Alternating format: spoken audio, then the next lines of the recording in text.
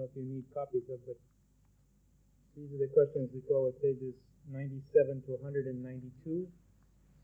If anyone doesn't have those, you're welcome to copy. We have a reference to the prophets endowed with constancy. Did we touch on that last week? Prophets endowed with constancy. Pages 212 to 221, inclusive, are related to the rejection based on belief in the finality of revelation, the rejection of the new manifestation because of beliefs in the scriptures of the previous people that made them to suppose that there would never be another prophet or manifestation after them, after their prophet. But they felt that it would only be the return of their particular manifestation, as in the case of Christ, where the Christians believe actually Christ will come back again. So Baha'u'llah discusses some of that. On page 213 he refers to the spiritual disease involved in this. Even as the Christian divines who, holding fast to the verse of a gospel to which we have already referred, have sought to explain that the law of the gospel shall at no time be annulled, and that no independent prophet shall again be made manifest, unless he confirmeth the law of the gospel. Most of the people have become afflicted with the same spiritual disease, Baha'u'llah calls it. Page 214 deals with the theme of explanation of the verse, him whom God causeth to err through a knowledge. Although the outward meaning of this is the paragraph break on page 214. Although the outward meaning of whom God causeth to err through a knowledge is what hath been revealed, yet to us it signifieth those divines of the age who have turned away from the beauty of God, and who, clinging unto their own learning, as fashioned by their own fancies and desires, have denounced God's divine message and revelation. Say it is a weighty message from which ye turn aside. Likewise he saith, and when our clear verses are recited to them, they say, this is merely a man who would fain pervert you from your father's worship. And they say, this is none other than a forged falsehood. Give ear unto God's holy voice, and heed thou his sweet and immortal melody. Behold how he hath solemnly warned them that have repudiated the verses of God, and hath disowned them that have denied his holy words. Consider how far the people have strayed from the Kawthar of the divine presence, and how grievous hath been the faithlessness and arrogance of the spiritually destitute in the face of that sanctified beauty. Although that essence of loving kindness and bounty caused those evanescent beings to step into the realm of immortality and guided those destitute souls to the sacred river of wealth, yet some denounced him as a calumniator of God, the Lord of all creatures. Others accused him of being the one that withholdeth the people from the path of faith and true belief. And still others declared him to be a lunatic and the like. Please click like for this video and subscribe for more great content. In like manner thou observest in this day with what vile imputations they have assailed that gem of immortality, and what unspeakable transgressions they have heaped upon him who is the source of purity. Imagine the position of the manifestation of God, knowing who he is, and seeing the response of the people, and knowing how much tragedy is involved in this. What abasement that those that should be welcoming the revelation are denouncing it and guiding the people away from it. And of course this was the role of the divines particularly. We see references to Baha'u'llah as having suffered as no one had ever suffered. And sometimes non-Baha'is, sometimes when we're starting reading the writings, we say, well, but he wasn't killed, and he was in prison, and he was this and that of it. Some people have suffered more. I mean, physically, they seem to have suffered more. So that would tell us that instead of trying to twist our logic around to say, well, he has suffered more, even though we don't know how, that there must be another dimension to this suffering. Do you suffer more from physical pain or from emotional anguish when you suffer? Now imagine the tragedy of Baha'u'llah. You talk of Christ as the man of sorrows. Baha'u'llah is the man of calamities. When you think of the possibility of the human race that was involved in Baha'u'llah's coming and in his presence on this earth, what greater sadness could there be on his part than the rejection of such a gift? And the only one really capable of understanding the dimension of the tragedy surrounding him was his own self. Fortunately, he gives us these passages. He reveals something of that in his prayers, his meditations, and in these excerpts that we have collected by Shoghi Effendi. God Passes By and The Promised Days Come, a few places where he's collected the sense of these. And it's very interesting in reference to this holy year to meditate on the sufferings of Baha'u'llah, to try to understand what in some way we can grasp from his words as to the dimensions of the agony and tragedy of his ministry. Whereas the world should have embraced him with love and rejoicing and sacrifice. On the contrary, they exiled him and closed him up in a prison and cursed him and called him a lunatic. On page 216, again, we have this reference to the prophets endowed with constancy, whose loftiness and glory shine as the sun, were each honored with a book which all have seen, and the verses of which have been duly ascertained. Now, this term, the prophets endowed with constancy, is exactly as it states here, signifies a messenger of God who's come with a book, an independent system, if you will, of laws. The lesser prophets, the secondary manifestations of God, are dependent on the laws of one of the great prophets endowed with constancy. For instance, the Israelite prophets that came after Abraham and Moses didn't introduce a new legal code. They prophesied, they elaborated the book, but they came under the shadow of that book, under the Torah. On page 220, Baha'u'llah again refers to this category of manifestations. At the bottom of the page, he says, "Hast thou not heard that among the reasons why certain prophets have been designated as prophets endowed with constancy was the revelation of a book unto them? And yet how could this people be justified in rejecting the revealer and author of so many volumes of verses, and follow the sayings of him who hath foolishly sown the seeds of doubt in the hearts of men, and who Satan-like hath risen to lead the people into the paths of perdition and error?" The paragraph take on page 221 constitutes the beginning of the last series of extracts that Shoghi Effendi chose out of the Kitáb-i-Íqán to include in his selection of the writings of Baha'u'llah in the Gleanings. And this is really the section of the book which deals with demonstrating the truth of the Bab's revelation. It's one of the central themes, if you will, of the Kitáb-i-Íqán. In fact, the whole book aims at that, but it comes at it through different ways, by setting the stage for how one's to understand spiritual prophecies and some of the symbolic meaning of the terms found in the holy books of the past. Steps and stages through which Baha'u'llah draws the student and the reader so that he can make his way through the misunderstandings which have existed. Having done that, he now moves on to the very character and nature of the Bab and some of the prophecies directly related to him. The last section that we discussed had to do with centering oneself on the verses of the Quran, in the case of the Muslims, in the case of the uncle of the Bab to whom the book was originally addressed, who had expressed concern about some of the prophecies not having been fulfilled by the Bab, literally.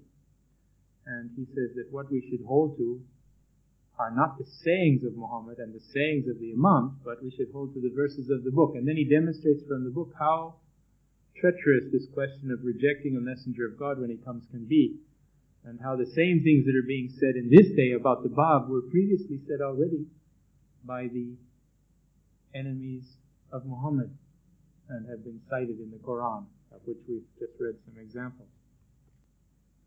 So the sections that he quotes here begin with this, amongst the proofs demonstrating the truth of this revelation. I'll read some of that for us. Do you have that in the English edition as well? You know where you are? Amongst the proofs demonstrating the truth of this revelation, and remember this is the Bahá'í revelation he's referring to here, is this, that in every age and dispensation, whenever the invisible essence was revealed in the person of his manifestation, certain souls, obscure and detached from all worldly entanglements, would seek illumination from the sun of prophethood and the moon of divine guidance, and would attain unto the divine presence.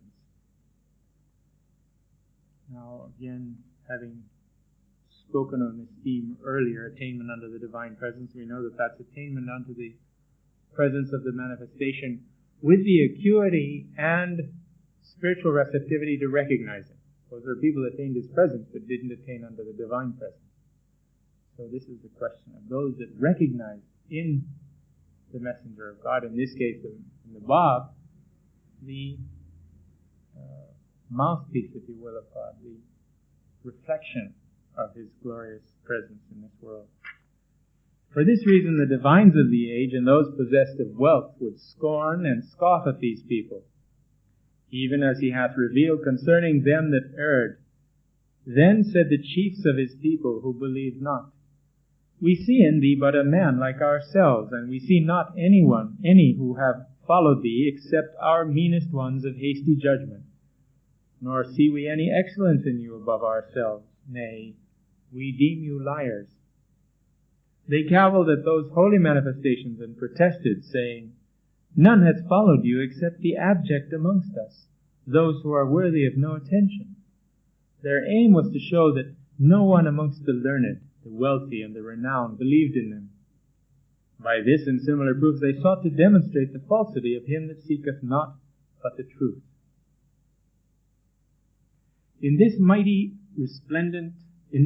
resplendent dispensation, however, this most mighty sovereignty, a number of illumined divines, of men of consummate learning, of doctors of mature wisdom, have attained unto his court, drunk the cup of his divine presence, and been invested with the honor of his most excellent favor. They have renounced for the sake of the beloved the world and all that is therein.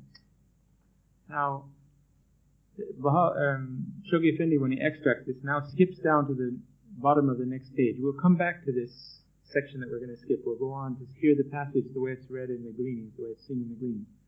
All these, he's still referring to these divines and illumined men of learning, all these were guided by the light of that Son of divine revelation, confessed and acknowledged his truth. Such was their faith that most of them renounced their substance and kindred and cleaved to the good pleasure of the All-Glorious. They laid down their lives for their well-beloved and surrendered their all in his path. Their breasts were made targets for the darts of the enemy, and their heads adorned the spears of the infidel. No land remained which did not drink of the blood of these embodiments of detachment, and no sword did not bruise their necks. Their deeds alone testify to the truth of their words.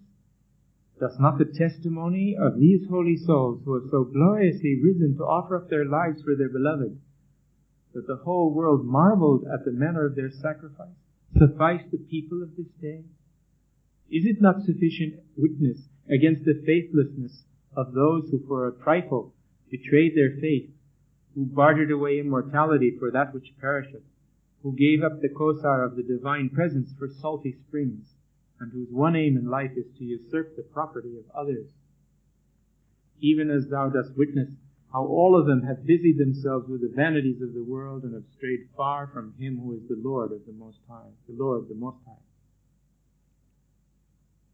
Be fair, he goes on, he says, is the testimony of those acceptable and worthy of attention, whose deeds agree with their words, whose outward behavior conforms with their inner life.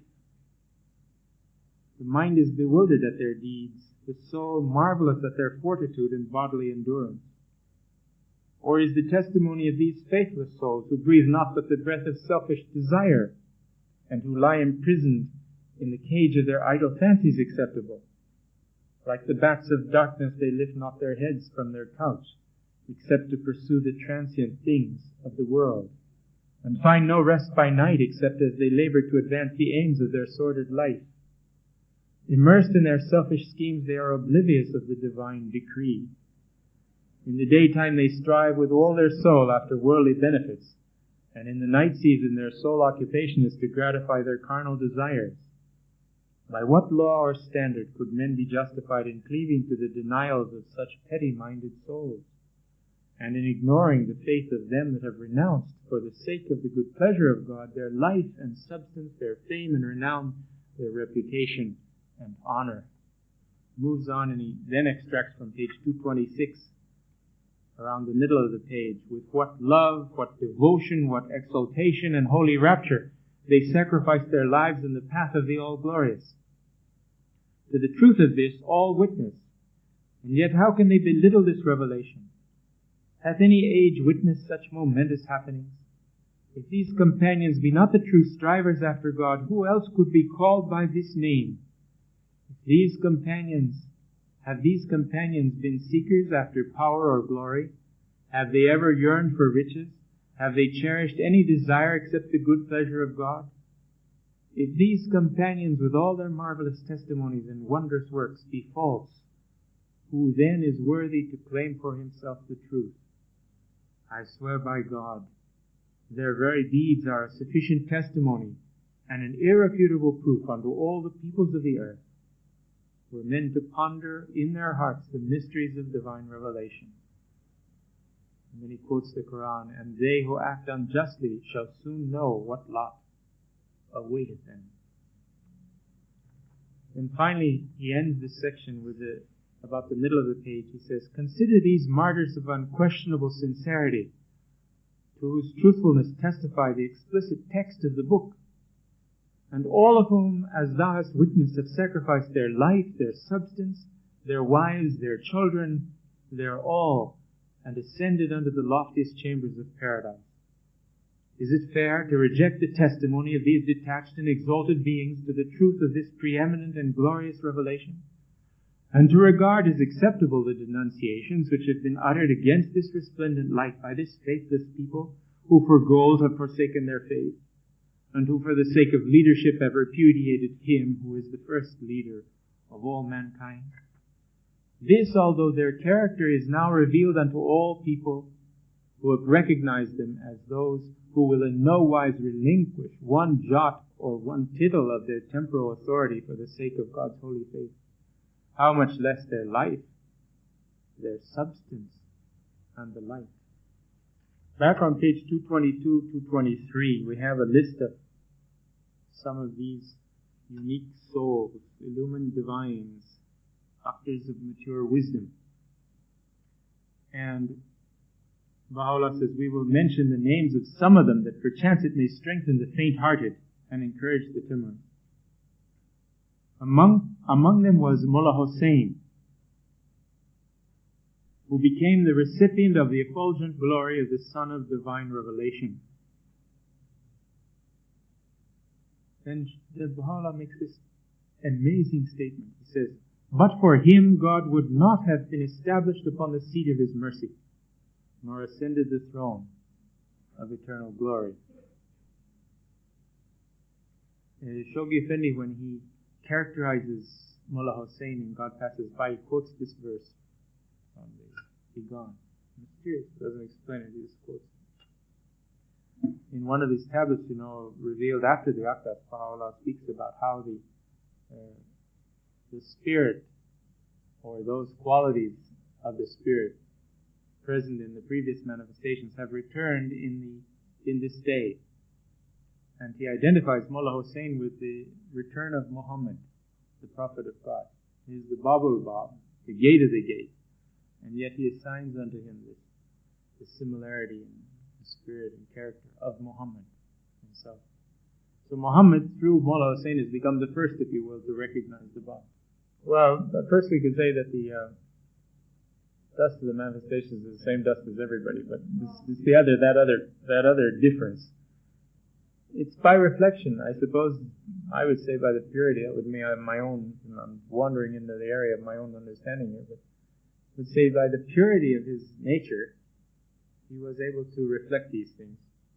Just like Abdul Baha is such a clear mirror of Baha'u'llah's beauty and intensity. It's mysterious. We don't know. That's one of the things. How is Baha'u'llah, who is the most great manifestation of God, the return of the third Imam? This is a mystery, Shoghi Effendi says. This is a mystery. Mysteries are not understood, he said. This is something, that's why it's a mystery. If you could understand it, it wouldn't be a mystery anymore.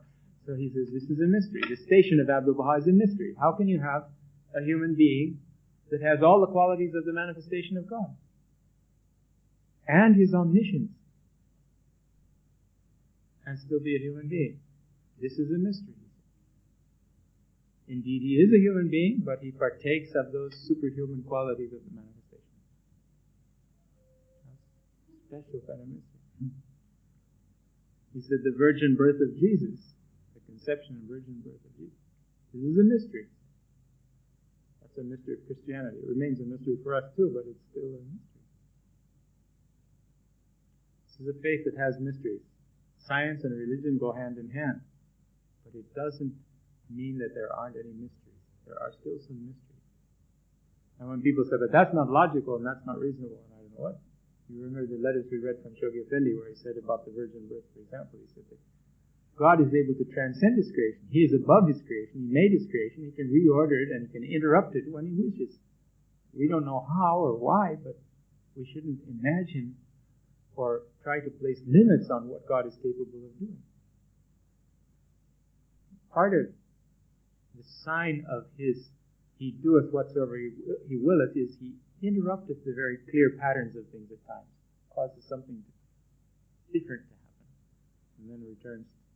Patterns keep going on, but there are these unique moments, if you will, or unique situations that arise. Among them also was Sayyid Yahya, that unique and fearless figure of his age. A little more about Mullah Hussain. We'll quote some of these other titles and then we'll go on to Sayyid Yahya. Sayyid Yahya, you know him more by the name of Wahid. Mullah Hussain, the first letter of the living, surnamed the Babul Bab, designated as the primal mirror, on whom eulogies, prayers, and visiting tablets to a number equivalent to thrice the volume of the Quran had been lavished by the pen of the Bab. You know how long the Quran is? 3 times that length. The Bab's writings eulogize and he's composed prayers and tablets of visitation for it. Referred to in these eulogies as the beloved of my heart,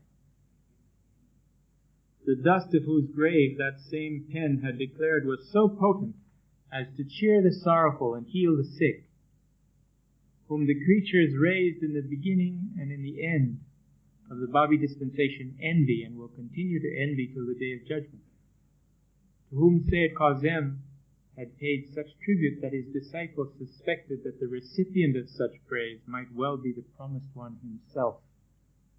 Remember that Mullah Hussain was a disciple of Sayyid Kazem. You can see God Passes By, page 50 for more, and also there's numerous references, of course, to Mullah Hussain in the Dawnbreakers. Mullah Hussain is buried in the shrine of Sheikh Tabarsi, which was the center of the fortress of Sheikh Tabarsi. Sheikh Tabarsi was a well-known sheikh, and his resting place is a shrine. And most of the shrines of Islam are places where one can take refuge when being attacked by your enemy. And the Babis went there and gathered there, but they were continually attacked, and in which case, now then they built a fortress wall, a barricade around, out, away from this building, this The shrine of Sheikh Tabarsi is very humble. It constitutes a area of space about the size where you're sitting, where these chairs are. It's no bigger than that. It has 2 rooms, and in the back room is a ornate wooden carved grill that leaves a passage about this wide, all the way around it, and it constitutes the center of that room. And within that is the tomb of Sheikh Tabarsi himself. Now, the Babis, Qudus there with Mullah Hussain, occupied the front room and would visit and pray there as well. And from there they went in and out, came out of the fortress in the various battles they were engaged in until Mullah Hussain was killed. Mullah Hussain was buried in the back room. If this was the front door, if you're looking at this from the top of the building, there's these 2 rooms. There's the front door here, then there's a door here that leads into this passage that goes around the shrine. And in this corner, under the floor, the rocks that constitute the flooring there, the body of Mullah Hussain was buried. When we were in Persia, we were just lucky. One day we were able to get through. We went at siesta time in May, in the middle of the day, and it was warm, and there was nobody around. A number of people who've gone there had never gotten there. Because people come out of their farms and things and bang on the car and have to go back again. This happened with Bill Sears, and it happened with Mr. Olinga. They got close, but they couldn't get there. But this day, somehow, we were all lucky, and we got in. It was with Hadi Rahmani and some of the friends that took us there. And we were able to go right to this site, visit it, and go to this place and prostrate here where the remains of Mullah Hussain are, and where you remember these marvelous words about the dust and the influence of the dust. And collect a little dust. There was plenty of dust there. And one old lady who was around there sweeping around outside ran off, so we didn't stay very long. So we were able to circle the shrine and take a few photographs. And the potency of that spot, the whole place is covered with martyrs' graves. You don't know where they are. They're all under the soil all around there. Such a place that friends will be able to visit again in the future, I hope. It just charges you with all those feelings and wonders of the Dawnbreakers. And you see again the scenes of Qudus with Mullah Hussain and the kind of spiritual love that bonded all these souls together as they gave up their lives for the Bab. And another one of these great souls was Sayyid Yahya. Sayyid Yahya Darabi, surnamed Rahid, to be distinguished from Wahed, and that's why it's important to learn the vowel sounds of the Persian pronunciation, because otherwise you're saying something else. If you say Wahed, the great hero of the faith Wahed, nobody's going to understand what you're saying except maybe somebody else who pronounces it the way you do. So if we can get the pronunciation straight and realize that Bahid and Wahed are 2 different words, and they're only different because of those little markings on the A and the I, and to distinguish between the short and the long vowels takes a little bit of concentration. If you've done it, you've got it. Then you're able to pronounce it closer to what it is in the original. We Westerners never seem to pronounce it right, but a little more. It gives the Persians a better chance to guess what you're saying than if you have the vowels all fouled up. It's worth an effort to try to do that. He was a distinguished Muslim divine himself, who after 3 successive interviews with the Bab recognized him and arose to champion his cause. You remember the story of him having been sent by the Shah, appointed to go and interview the Bab and find out about this thing. And he was so overwhelmed and impressed that he didn't bother to go back and make a report. He just wrote back and stayed in the service of the Bab.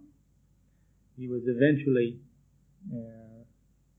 he rose to champion his cause. He was eventually martyred at Neiris on June 29, 1850. Just 10 days before the execution of the Bab himself.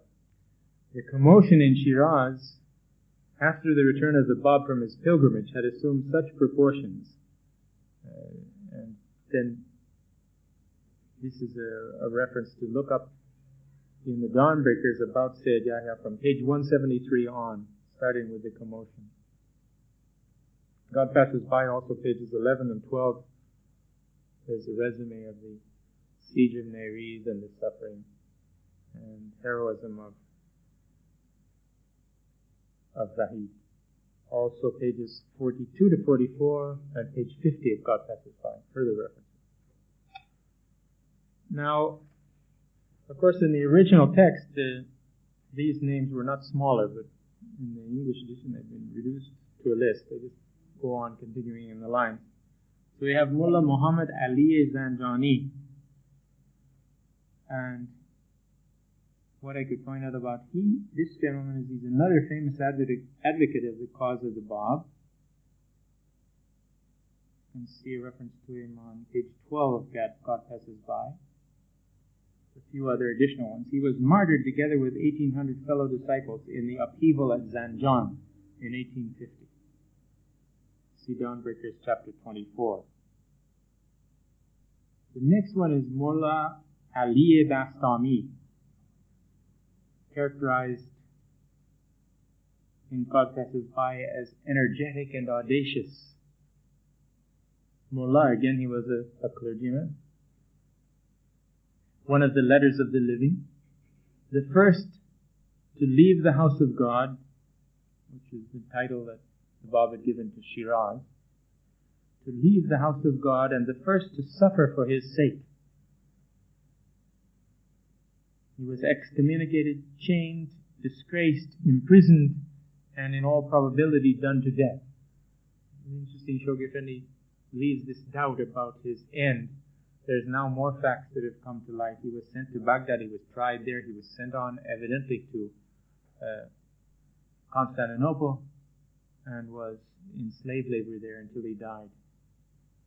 There's some articles in the World Order magazine, other places that have since done, they were able finally to trace his route. Mullah Saeed Barfirushi, I think it's this second, the middle I in that should be unaccented. If it is in your book, maybe it's been corrected. My edition still has an accent on it. It's supposed to be removed. Barfirushi rather than Barfirushi. According to Nabil's narrative, he was one of those who fought at Sheikh Tabarsi. Mullah Yusufi Ardebili is one of the 18 letters of the living, and find references to him in the Dawnbreakers. Mullah Mehdi Khoi was one of the 18 letters of the living as well. He was martyred at Sheikh Tabarsi. Sayyid Hosseini Porshizi was one of the 7 martyrs of Tehran. He was a former mujtahid, high-ranking clergyman. See Dawnbreakers, page 455, 56. Am I going too fast? I don't know whether you're taking notes on these. It's hard to get all this information. If you could get it down. If you want to have references to it, take it down. Mullah Mehdi Kandi, he was martyred at Sheikh Tabarsi. Mullah Baqir, another of the letters of the living. He was from Tabriz. See Dawnbreakers 368 and 505. Mullah Abdul Khaleqi Yazdi, a Shaykhi divine and author of numerous works mentioned in Nabil's narrative. Mullah Ali Barakani, a paternal uncle of Tahiri, a prominent Shaykhi divine renowned for his zealous devotion. And others, well nigh 400 in number, whose names are all inscribed upon the guarded tablet of God. And guarded tablet usually refers to the knowledge of God rather than not obviously a material thing, something, a spiritual record of sorts. On the next page is a reference to the Kosar. We've already seen what that was above. You know, it's a... Maybe some of you weren't here earlier in the course. We'll look back and see what the origins of that was.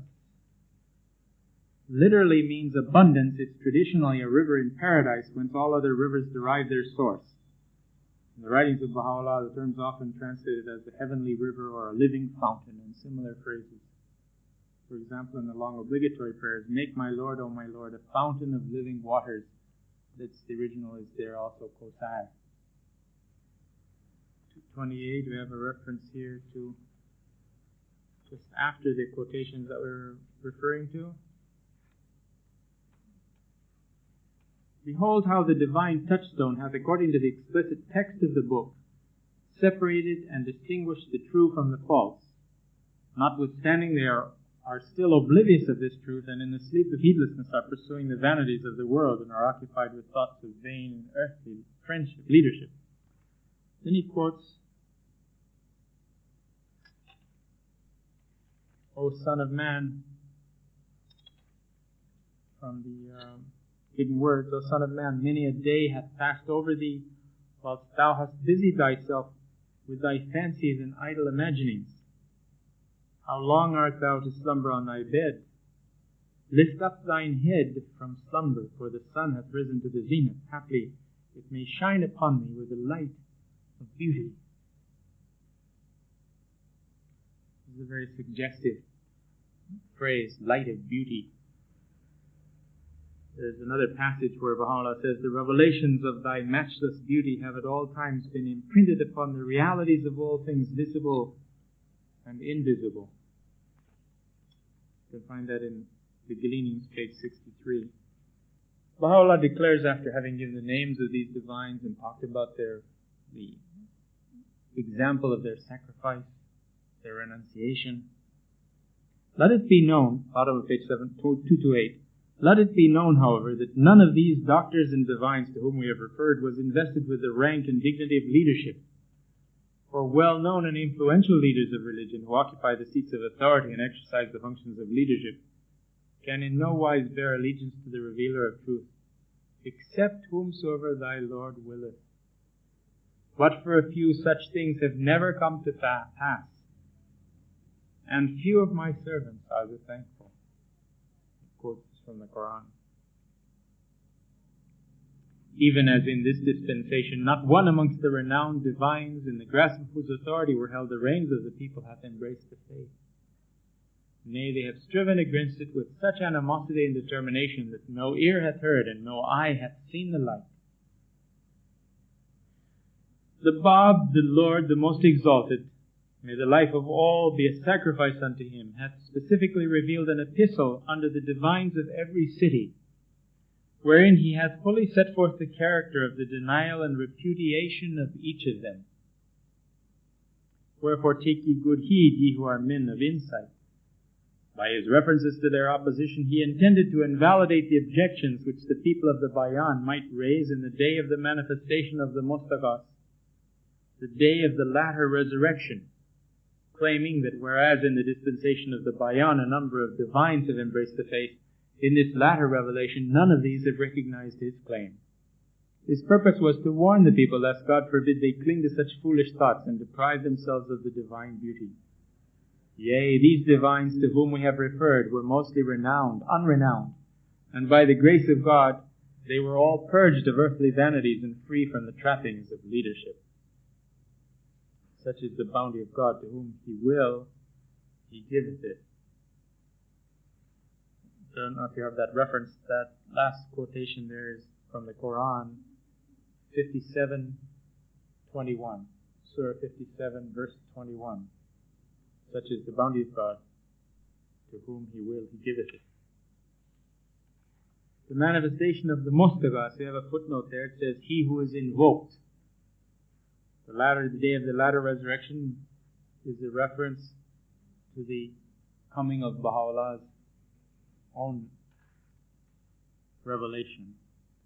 There are some interesting notes between God Passes By and the Dawnbreakers about the Mustaghas. the numerical value of which has been assigned by the Bab as the limit of the time fixed for the advent of the promised manifestation, Baha'u'llah. You know, in Arabic the letters have numerical equivalents that remain the same under the abjad system of numerical equivalents. So if you add the value of the M and the S and the T and the Kain and the TH here, you come up with the number of years beyond which won't pass before the manifestation appears. To quote, it says here from the Dawnbreakers, from God Passes By, during the Bab's confinement in the fortress of Cherik, the Lohe Hurufat was the tablet of the letters was revealed in honor of Dayan. A tablet which, however misconstrued at first as an exposition of the science of divination, was later recognized to have unraveled on the one hand the mystery of the Mustaghas, and to have abstrusely alluded on the other to the 19 years which must needs elapse between the declaration of the Bab and that of Baha'u'llah, 1844, 1863. You'll find that in God Passes By on page 27. You should see the Dawnbreakers also, pages 304 to 305, where Nabil writes concerning Baha'u'llah's explanation of the mystery of the Mustaghas, which was revealed in answer to a request made of him while he was in Akka. Nabil says, Baha'u'llah adduced from the statements of the Bab irrefutable evidence proving that the appearance of the man Yazirullah, he whom God will make manifest, must needs occur no less than 19 years after the declaration of the Bab. The mystery of the Mustaghas had long baffled the most searching minds among the people of the Bayan, and it proved an unsurmountable obstacle to their recognition of the Promised One.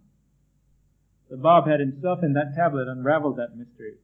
No one, however, was able to understand the explanation which he had given. It was left to Baha'u'llah to unveil it to the eyes of all men. That's the quote from the Dawnbreaker. God Passes By was 27, the Dawnbreakers 304, 305. Passing now to page 230, he says, another proof and evidence of the truth of this revelation, which amongst all other proofs shineth as the sun, is the constancy of the eternal beauty in proclaiming the faith of God. Though young and tender of age, and though the cause he revealed was contrary to the desire of all the people of the earth, both high and low, rich and poor, exalted and abased, king and subject, yet he arose and steadfastly proclaimed it. All have known and heard this. He was afraid of no one. He was regardless of consequences. Could such a thing be made manifest except through the power of a divine revelation and the potency of God's invincible will? By the righteousness of God, were anyone to entertain so great a revelation in his heart, the thought of such a declaration would alone confound him. Were the hearts of all men to be crowded into his heart, he would still hesitate to venture upon so awful an enterprise. He could achieve it only by the permission of God, only if the channel of his heart were to be linked with the source of divine grace, and his soul be assured of the unfailing sustenance of the riches. Gracious God, in his book which he hath entitled the Qayyum-u-Asma, the first, the greatest, and mightiest of all books, he prophesied his own martyrdom. In it is this passage, O thou remnant of God, I have sacrificed myself wholly for thee. I have accepted curses for thy sake, and have yearned for naught but martyrdom in the path of thy love. Sufficient witness unto me is God, the exalted, the protector, the ancient of days. And of course in this passage, remnant of God is a title of Baha'u'llah. The Qayyum-ul-Asma, as you know, is the Bab's commentary on the Surah of Joseph. It was the first of his works. The opening chapter of it was revealed for Mullah Hussain on the night of the declaration of the Bab. Shoghi Effendi states that its fundamental purpose was to forecast what the true Joseph, in other words Baha'u'llah, would in a succeeding dispensation endure at the hands of one who was at once his arch enemy and blood brother. Reference to Mirza Yahya. The work comprises about 9,300 verses.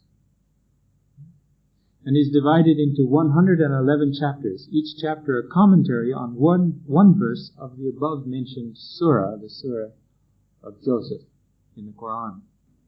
Prophesied his own martyrdom, as you know, of course, the Bab was publicly martyred in Tabriz in 1850. He was at the time 31 years of age, and his ministry had entered its 7th year. In the book, the Kitáb-i-Íqán, one of his last works, the Bab had alluded to the fact that the 6th Nowruz after the declaration of his mission would be the last he was destined to celebrate on earth. So he actually gave the year of his martyrdom as well. Reference to that, as God passes by, page 51. This title, The Remnant of God, the Arabic is Baghiyatullah. It's a title applied both to the Bab and Baha'u'llah. Here it's an allusion to Baha'u'llah. This quotation is from chapter 58 of the Qayyum al-Asma. For the context, you can see it with the rest of the verses that are around it on page 59 of selections from the writings of the Bab. Likewise, in his interpretation of the letter Ha, he craved martyrdom, saying, "Methinks I heard a voice calling in my inmost being, do thou sacrifice the thing which thou lovest most in the path of God, even as Hussein, peace be upon him, hath offered up his life for my sake." And so on. The letter Ha is a very exalted letter. Ha is the name of that H, this particular H. And this has meaning with reference to the Kitáb-i-Íqán, because there you have the Ayam-e Ha. The numerical equivalent of it is 5. The intercalary days are 4 or 5, as you know.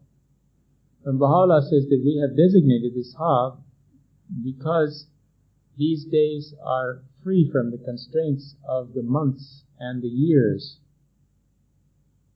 Why would he associate Ha with those days which were free from the normal limitations of the calendar?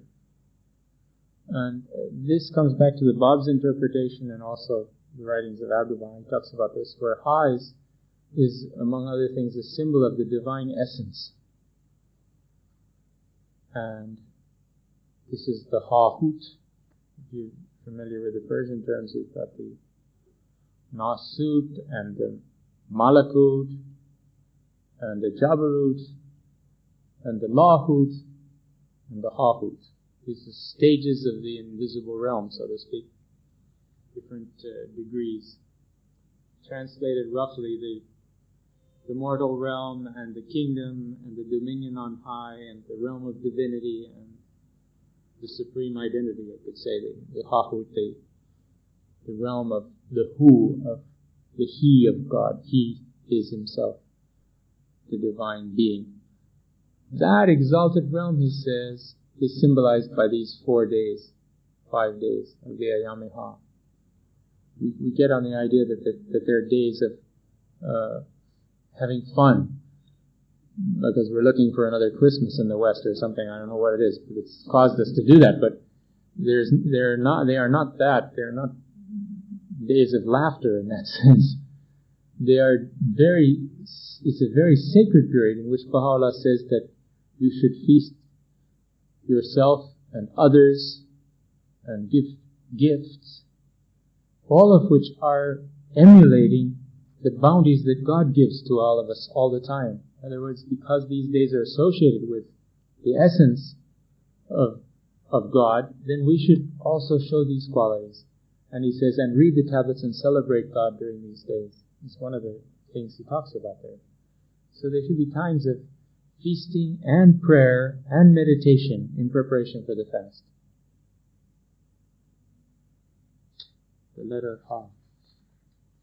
We'll go back to the outline here, see if we can get it. Proofs related to the revelation of the Bab, pages 221 to 237. The first we dealt with was acceptance by a number of divines and men of learning, then the section about Mullah Hussein and Sayyid Yahya, the sacrifice of such men. There's a reference to the Imam Hussein on page 225. This was outside the quotes that we read. At the bottom of page 225, were not the happenings of the life of the Prince of Martyrs regarded as the greatest of all events, as the supreme evidence of his truth? This is a reference to the third Imam, Imam Hussein. Did not the people of old declare that those happenings to be unprecedented? Did they not maintain that no manifestation of truth hath ever evinced such constancy, such conspicuous glory? And yet that episode of his life, commencing as it did in the morning, was brought to the close by the middle of the same day, whereas these holy lights have for 18 years heroically endured the showers of afflictions which from every side have rained upon them. The Imam Hussein's martyrdom all took place in one day. The attacks and the death of his family. And on page 227 he makes a reference to this. Furthermore, the sign of truth and falsehood is designated and appointed in the book. By this divinely appointed touchstone, the claims and pretensions of all men must needs be assayed, so that the truthful may be known and distinguished from the impostor. This touchstone is no other than this verse. Wish for death if ye are men of truth. We've already seen the reference to these tablets the Bab sent out to the divines of every city. The reference to the constancy and steadfastness of the Bab in proclaiming his faith, the prophecy of his own martyrdom. Pages 234 to 237 speak about the ascendancy of the Bab. And among 234, for example, and among the evidences of the truth of his manifestation were the ascendancy, the transcendent power and supremacy which he, the revealer of being and the manifestation of the adored, hath unaided and alone revealed throughout the world. No sooner had that eternal beauty revealed himself in Shiraz in the year 60, that would be 1260, short for 1260, and rent asunder the veil of concealment, then the signs of the ascendancy, the might, the sovereignty, and the power emanating from that essence of essences and sea of seas were manifest in every land. So much so that from every city there appeared the signs, the evidences, the tokens, the testimonies of that divine luminary. On the next page, reflect who in this world is able to manifest such transcendent power, such pervading influence. All these stainless hearts and sanctified souls have, with absolute resignation, responded to the summons of his decree. Instead of complaining, they rendered thanks unto God, and amidst the darkness of their anguish, they revealed not but radiant acquiescence to his will. It's evident how relentless was the hate, how bitter the malice and enmity entertained by all the peoples of the earth towards these companions. The persecution and pain they inflicted on these holy and spiritual beings were regarded by them as means unto salvation, prosperity, and everlasting success. Hath the world since the days of Adam witnessed such tumult, such violent commotion? Notwithstanding all the torture they suffered, and manifold the afflictions they endured, they became the object of universal opprobrium and execration. Methinks patience was revealed only by virtue of their fortitude, and faithfulness itself was begotten only by their deeds. On page 237 is this remarkable reference that Baha'u'llah makes. He says, although we did not intend to make mention of the traditions of a bygone age, yet because of our love for thee, we will cite a few which are applicable to our argument. We do not feel their necessity, however, inasmuch as the things we have already mentioned suffice the world and all that is therein. In fact, all the scriptures and the mysteries thereof are condensed into this brief account. So much so that were a person to ponder it a while in his heart, he would discover from all that hath been said the mysteries of the words of God, and would apprehend the meaning of whatever hath been revealed by that ideal king. Such a statement the Baha'u'llah makes about the Íqán itself. Then it's because of the people, he says, as the people differ in their understanding and station, we will accordingly make mention of a few traditions, that these may impart constancy to the wavering soul and tranquility to the troubled mind. Thereby will the testimony of God unto the peoples under the people both high and low be complete and perfect. And then Baha'u'llah enters into a recitation of some of these major traditions. Page 233, let's go back there. There's another note I have there. Steadfastness in the faith is a sure testimony and a glorious evidence of the truth. Even as the seal of the prophets hath said, 2 verses have made me old. Both these verses are indicative of constancy in the cause of God. Even as he saith, be thou steadfast as thou hast been bidden. Traditional saying of Muhammad, this is 2 verses have made me old. There's no source on it. It's a hadith itself. It's a saying of Muhammad. Okay? And it's said that this is with reference to 2 Quranic verses, and these are the verses. Be thou steadfast as thou hast been bidden. That is from Surah 11, verse 122. Be thou steadfast as thou hast been bidden. And the other one is, for this cause summon thou them, and be steadfast as thou hast been bidden. Surah 42, verse 15. And Muhammad, the seal of the Prophet, said with regarding to these verses, 2 verses have made me old. This is God invoking him to be steadfast. The implication being that you're going to have to hold because the people don't follow and don't obey and don't do what they're supposed to. And then he quotes one of these here, first of these 2. Actually, it says 113. I found the Quran that I looked it up, and it was 11, verse 112. The versification of the Quran varies from edition to edition. So when you go to look for something, if it's not right where you see it here, this is probably the numbering of Rodwell. But some of the other editions you'll find are numbered in a different way. And there's now a standard Egyptian versification of the Quran. It's being used more and more as the standard. It's not always clear where to count a new verse. There's a lot of ands between sentences. This is the Arabic form. Now consider how this Sadr of the Rizwan of God, Sadr is a tree. Allah himself says about, finally he surrendered his soul and winged his flight under the realms above. This is of course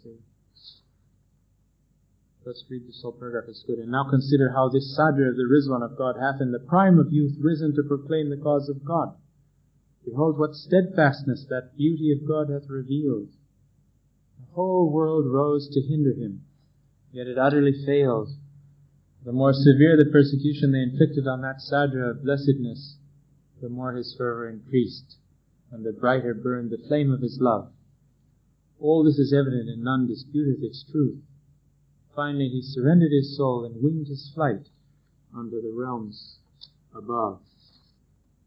Allah, with reference to the death of the Bab, he says, the more he, the Bab, exhorted them, the fiercer grew their enmity, till at last they put him to death with shameful cruelty.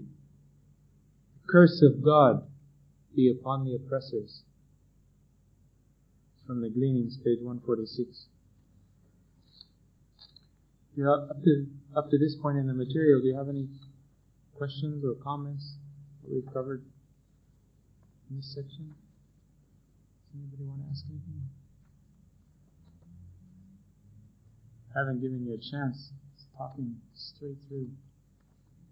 Because you're all asleep and you don't ask any questions I can't answer.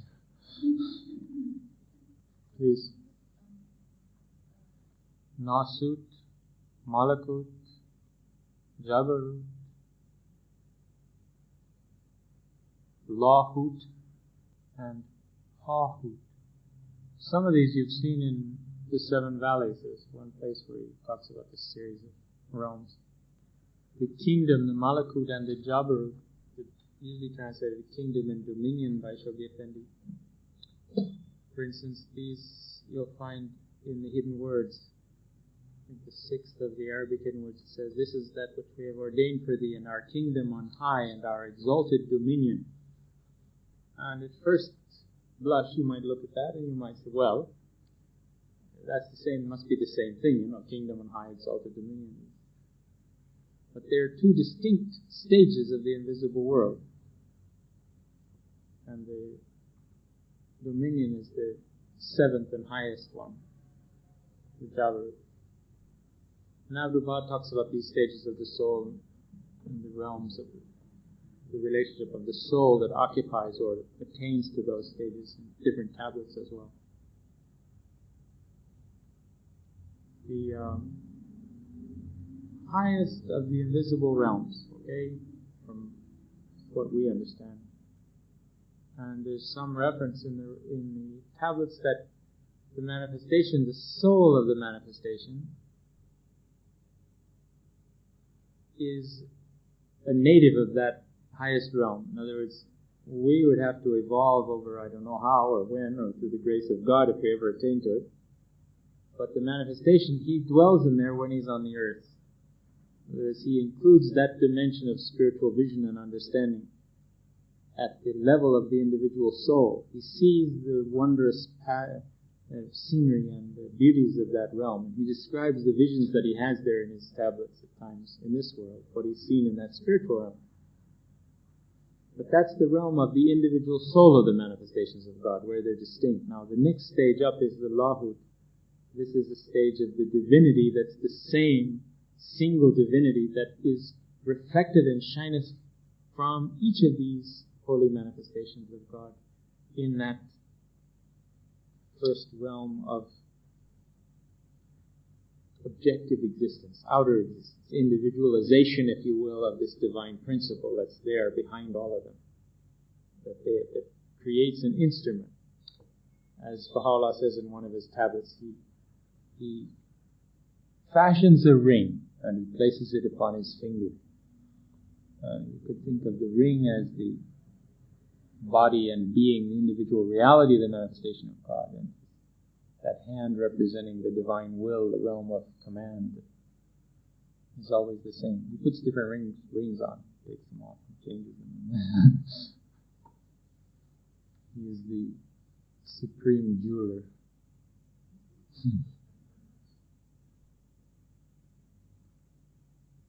Fascinating tablets called the Loh-e-Zuhur, the tablet of the manifestation, where he speaks about it. And he appears in all the worlds of God at the same time. They see him and they hear from him, and in one realm he speaks one language, in another realm he speaks another language, and his message is distinct and adapted relative to the needs of each of the realms that he appears in. Mysterious being. We saw this principle that we have the Godhead, we have an essence of God exalted above everything. And everything really, he surrounds everything. And anything in relation to him is nothing, because he is existence and is real being. And we are a consequence of that, but don't rob it of anything. It doesn't change. To have us, it doesn't change at all. And since we're relative, and we are limited in time and in individuality, in relation to that divine source and principle of everything, we're really a kind of, a transient something, or a transient nothing, if you want to call it that, in relation to that something that is God. In our own world and in our own house, we appear to be important, but in the great scheme of things, we are not particularly. What is so important about us is that we exist by that power. We partake of that being, and something of his makes us what we are. We are a mirror at our best, reflecting that principle, that divine essence and being. as manifested in the universal world of command, the primal will. So that magic power of everything in its not in its individualized form, but in its united potential reflects in our souls. Now, the mirror has a reality, but only in relation to what it reflects. If it's faced to God, then it's filled with the image and likeness of God. And isn't this what we see in the hidden words and here in the Íqán, so many places? That this is the greatness of the human soul. It is potentially a mirror. It is the image and likeness of God. It can become the face of God. It can reflect and refract, if you will, that power, that essence, that love, that knowledge that is the reality of the holy manifestation of God, penetrates our being and shines out in a very unique way, in a unique display, because of our own individual endowments, which are distinct and different, and stages or diverse expressions of the infinity of possibilities which is resident in the divinity itself, but not expressed. It's expressed in this realms of endless universes. Now they're talking about how they found out where the universe was and where it starts and so on. I don't think in the light of the teachings that they're going to be able to do that conclusively. The writings state that the universe is infinite in range. So you don't go out there and find the edge of it, for one thing. But also, it's infinite in age. So there's never a beginning. On the other hand, they're gathering evidence about the Big Bang and the theory of it. So maybe if that happens, we will find out. Eventually they will find out. In fact, they're just finding out there are more and more universes that they didn't know about. That the Big Bang is a local Big Bang. It's not the ultimate Big Bang, you know. And that would fit more within a Bahá'í scheme of things, as far as I can tell. Relative to us, it seems to be the everything of our universe, but if we can get a broader picture, because the manifestation of God gives it to us. This question of origin of the universe and origin of the species and modification of the species is a great challenge to figure out what it's all about. And we're not to the bottom of the mysteries yet, and the way it's treated now is not in conformity with the basic things that we have in the writings still. Friends, next week we will finish our study of the Íqán within the context of this humble series. I started off saying we never finished the study of the Íqán. The proper name for this is an introduction to the study of the Íqán. If we've gotten some impetus out of it that makes us want to really study the Íqán now, it will have been worth our while. Just the fact that you've gathered and you come and you're reading and you're looking at these things and thinking about it has made me read it all over again. I don't know if I would have gotten to it if I hadn't given the course. And that's part of our lives here. It's hard to find time to do these things. But it's the kind of a book that you want to keep going back to. I wouldn't want to say how often you should read it, but I should think at least once a year you'd want to go through the Íqán if you want to keep on top of the changes that are taking place within your own being, your services to the cause, and the dimensions of the text that will open to you because of your growing, your own experience, the tests the sufferings and sorrows you've had. All of that will broaden and expand your capacity to grasp the meaning of the verses of the Íqán. So you've got a lot ahead of you.